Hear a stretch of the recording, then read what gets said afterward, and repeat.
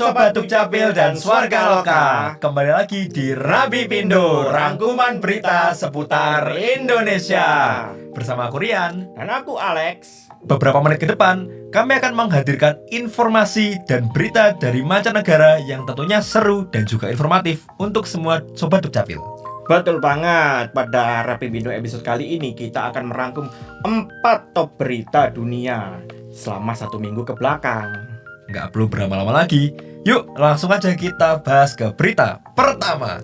Pada berita ini, dunia sedang berkabung atas meninggalnya Paus Fransiskus yang memiliki nama asli George Mario Bergoglio pada hari Senin 21 April 2025. Pukul 07.35 waktu Vatikan di Casa Santa Marta dekat Santo Petrus Basilica. Pada sertifikat kematian yang dirilis oleh Vatikan, memaparkan bahwa Paus tutup usia pada usia 88 tahun akibat stroke. Menurut cnnindonesia.com, stroke yang menyerang secara tiba-tiba itu membuat Paus Fransiskus mengalami kondisi koma hingga gagal jantung yang tidak dapat dipulihkan. Dan Casa Santa Marta telah menjadi rumah Paus Fransiskus sejak terpilih memimpin umat Katolik pada 2013 yang lalu. Dengan begitu nih Mas Lex, Paus Fransiskus telah memimpin umat Katolik selama 12 tahun. Iya, bener banget itu.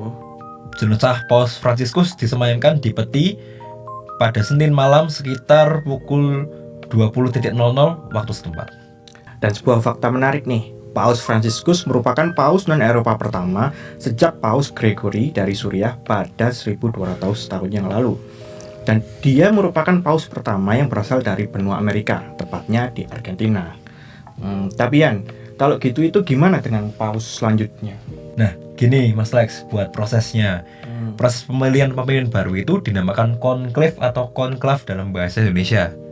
Secara tradisional, proses konklav ini akan dimulai setelah masa berkabung selama 15-20 hari selesai. Paus baru akan dipilih oleh College of Cardinals atau sekelompok pejabat senior gereja yang seluruhnya adalah pria dan telah ditunjuk oleh Paus. Umumnya, para kardinal ini sudah ditahbiskan sebagai uskup. Saat ini terdapat 252 kardinal Katolik dari seluruh dunia, namun hanya 135 diantaranya yang memenuhi syarat untuk memberikan suara dalam proses konklav. Salah satu syaratnya adalah tidak berusia lebih dari 80 tahun. Para kardinal yang berusia di atas ambang batas tersebut tetap dapat mengikuti proses konklav, namun tidak memiliki hak pilih. Oh gitu, oke, paham sih.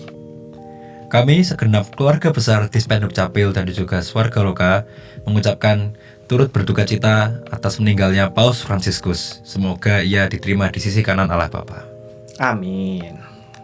Nah, sekarang kita masuk ke berita kedua Sobat Dukcapil. Kita melipir sejenak nih di berita olahraga. Dito Aryo Tejo, Menteri Pemuda dan Olahraga atau Menpora, berharap Indonesia maju dalam proses bidding atau penawaran untuk menjadi tuan rumah Piala Sudirman di tahun 2027. Tercatat, Indonesia hingga saat ini hanya sekali menjadi tuan rumah Piala Sudirman, yakni pada tahun 1989 yang berlangsung di Jakarta. Setelah itu, Piala Sudirman belum pernah digelar lagi di tanah air ini.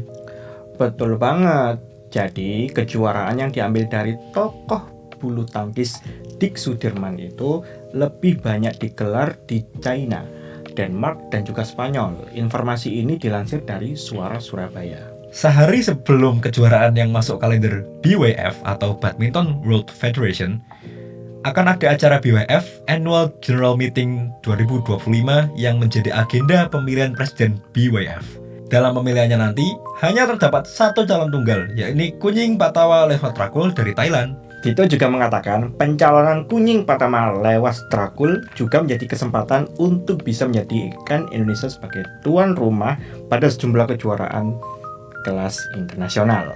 Ya, semoga itu terwujud ya Mas, menjadikan Indonesia sebagai tuan rumahnya. Apalagi tadi masih hanya satu kali kan dari sekian lama itu. Amin aja sih. Yang penting sobat-sobat semua juga tetap mendukung atlet-atlet kita untuk Indonesia.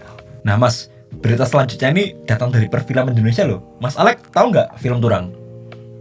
Film Turang, tahu. Film Turang itu film yang menawarkan perspektif lain dalam sejarah revolusi Indonesia. Bagaimana heroisme itu ditunjukkan oleh keluarga biasa. Kenapa itu ya? Nah, yang dikatain Mas Alex tadi bener tuh. Tahu nggak? Sekarang ya, film Turang tuh diputar kembali dalam rangka peringatan 70 tahun Konferensi Asia Afrika.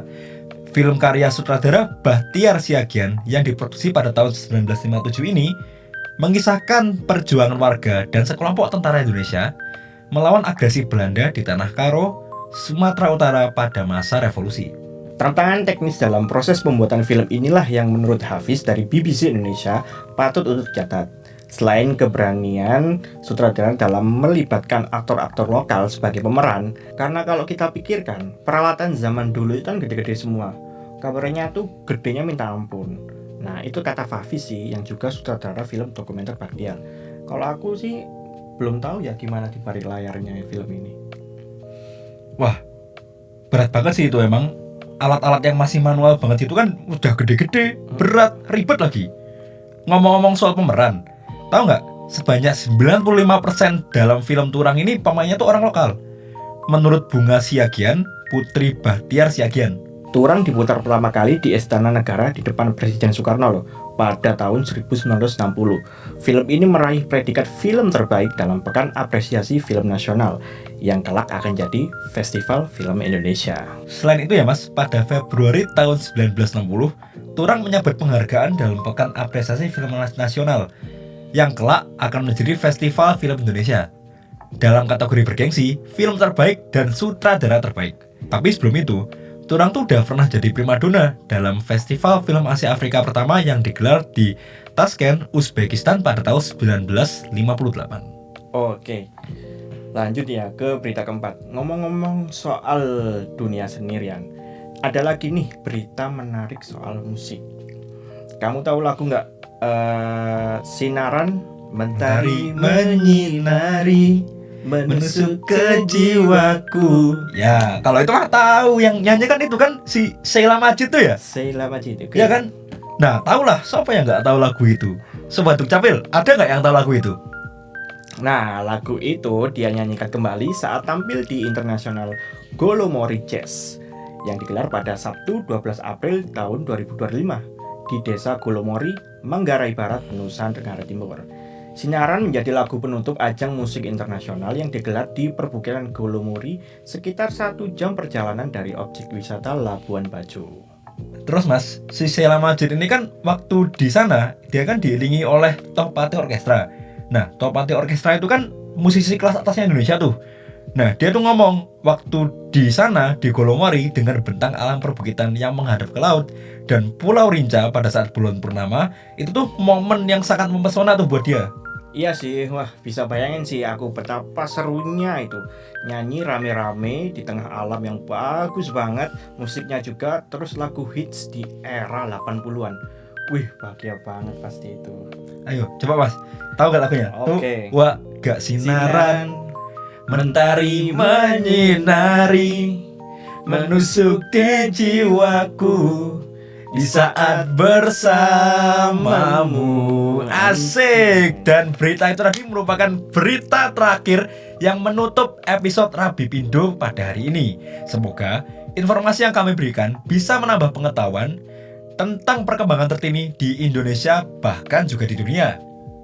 Biar teman-teman gak ketinggalan informasi, ikutin terus kita di YouTube channel Swarga Loka di @swargaloka_sby dan Instagram kita di @disdukcapil.sby dan juga swargaloka.sby dan juga jangan lupa ada TikTok kita di @swargaloka.3578. Sekian dari Rabipindo kali ini.